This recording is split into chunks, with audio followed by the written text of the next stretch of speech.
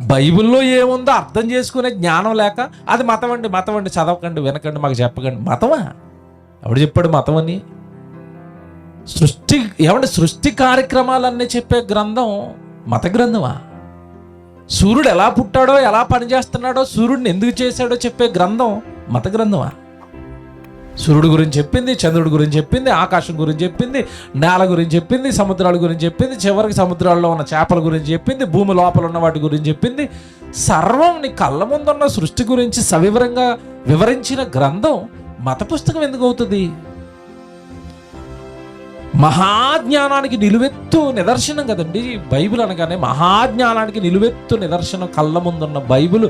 దానిని గుండెల పైన ఎత్తుకుని నెత్తి మీద పెట్టుకుని ఊరేగవలసిన వాడు అందులో ఉన్న మాటలు అందక బైబిల్ ఏ పుస్తకం అట? మతమా?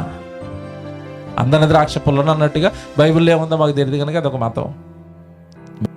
స్వతహాగా మీరు బైబిల్ గొప్పతనం, యేసుక్రీస్తుల వారి గొప్పతనం, ఆయన చేసిన త్యాగం, ఆయన మనుషులను బాగు చేయడానికి ఆయన చెప్పిన మంచి మాటలు నమ్మి మన మనస్సును మార్చుకుని కదండి ఈరోజు ప్రభులో మనం జీవిస్తున్నాం. క్రైస్తవ్యం మార్గంలోకి వచ్చాం. సృష్టికర్తను చేరే మార్గంలోకి వస్తే మతం మతం మతం కాదు. మంచి మనసుతో బైబిల్ చదువు. మనిషి నివ్వెరపోయే మాటలు, మనిషి జ్ఞానానికి అంతుచిక్కని సంగతులు బైబిల్లో నుంచి ముందుకు వస్తాయి.